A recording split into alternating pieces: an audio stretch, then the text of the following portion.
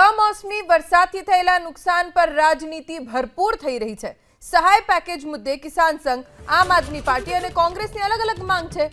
સહાય પેકેજ મુદ્દે કિસાન સંઘની 18 થી 28,000 હેક્ટર દીઠ માંગ છે।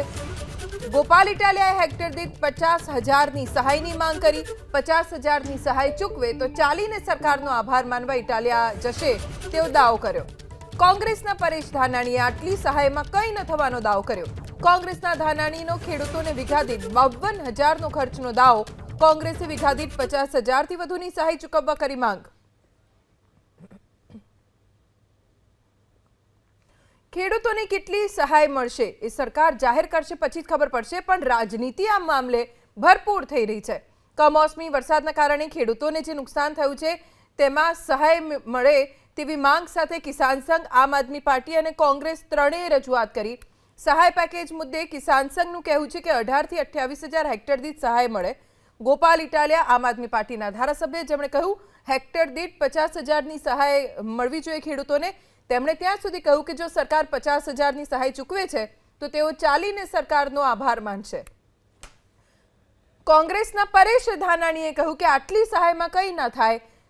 ખેડૂતોને વીઘા દીઠ 52,000નો ખર્ચ થયો છે તો તેમને વીઘા દીઠ 50,000થી વધુની સહાય ચૂકવવી જોઈએ।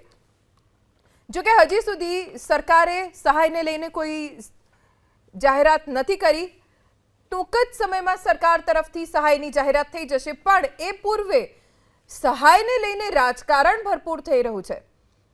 કોંગ્રેસ અને આમ આદમી પાર્ટી બંને 50,000 કે તેનાથી વધુની સહાયની માંગ કરી છે, તો કિસાન સંઘ તરફથી કહેવામાં આવ્યું છે કે 18 થી 28,000 હેક્ટર દીઠ સહાય આપવામાં આવે।